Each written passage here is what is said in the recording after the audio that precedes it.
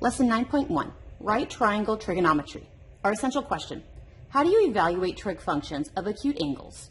Find unknown side lengths and angle measures of right triangles, and use trig functions to solve real-life problems. Standard 9.1, number 1, Evaluating Trigonometric Functions. So we have our right triangle definitions of trigonometric functions. Sine, cosine, tangent, and then cosecant, secant, and cotangent. Cosecant, secant, and cotangent have two different ways that you can think about it. The reciprocal of sine is cosecant. You flip the fraction. The reciprocal of cosine is secant. You flip the fraction. And the reciprocal of tangent is cotangent. You flip the fraction. There is another way to think about cosecant, secant, and cotangent. Cosecant is 1 over sine, because they're reciprocals of each other. Secant is 1 over cosine, because they were reciprocals of each other. Cotangent is 1 over tangent, because they were the reciprocals of one another. So there are two different ways to think of cosecant, secant, and cotangent. One of the acronyms that I use to help myself remember sine, cosine, and tangent, and what sides of triangles go, is SOHCAHTOA. So SOHCAHTOA, where sine is opposite over hypotenuse, cosine is adjacent over hypotenuse, and tangent is opposite over adjacent. If you know sine, cosine, and tangent using SOHCAHTOA, you immediately know cosecant, secant, and cotangent. So we have 3 examples where we are asked to evaluate the 6 trig functions of the angle theta. So this theta angle is what is going to determine who is opposite and adjacent. So directly across from our theta angle is going to be our opposite. Immediately next to is always the adjacent. The one that's always directly across from the 90 degree is always going to be your hypotenuse. So I have sine, which I know is going to be SOHCAHTOA. So there's my SOHCAHTOA. I need to figure out what is my opposite for my sine. Well, one thing I do notice, I only know 2 of my side lengths. I don't know my hypotenuse. So I'm going to have to use the Pythagorean Theorem, which is a squared plus b squared equals c squared.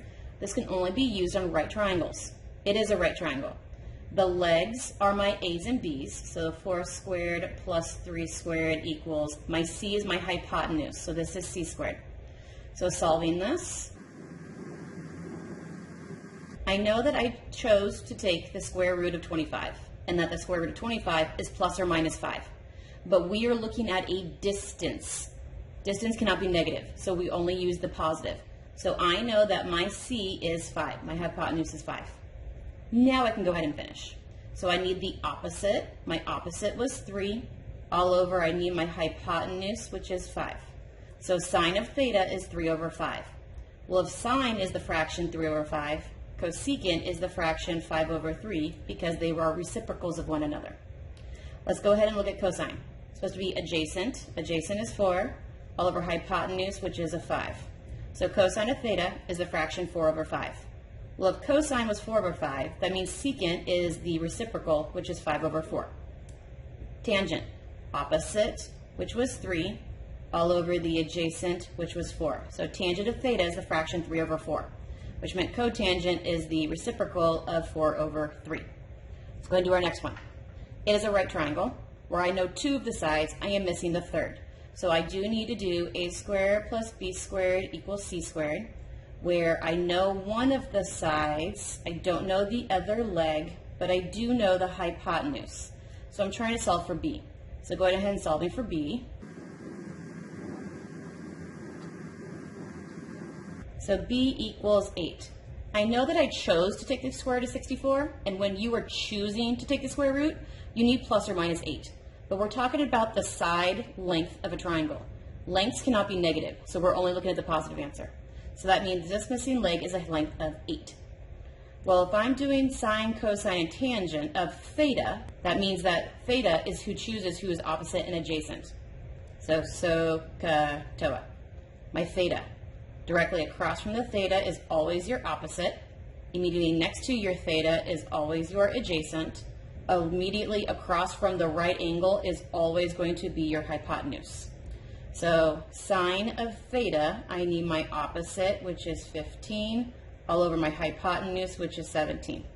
If sine of theta is 15 over 17, that means cosecant of theta is 17 over 15 because they were reciprocals. Cosine is adjacent. We said adjacent was 8, all over hypotenuse is 17. Cosine of theta is 8 over 17, which means secant is 17 all over 8. Tangent of theta is opposite, so I needed my opposite, which is 15, all over my adjacent, which is 8. 15 over 8 does not simplify. That meant cotangent is 8 all over 15. Let's go ahead and look at our last problem. I have a right triangle with only 2 known sides. I need the third. So I need to use a squared plus b squared equals c squared. I know one of the legs. I do not know the other leg, but I do know the hypotenuse. The entire hypotenuse needed to be raised to the second power. So the entire hypotenuse is in parentheses raised to the second. So now let's go ahead and solve for b.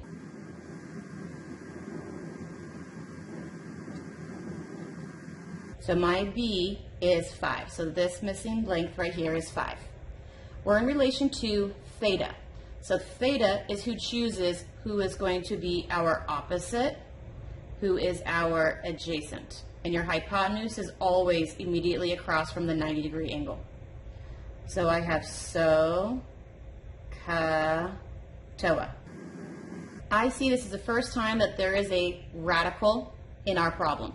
If the radical ends up being in the denominator, you are going to have to rationalize your denominator.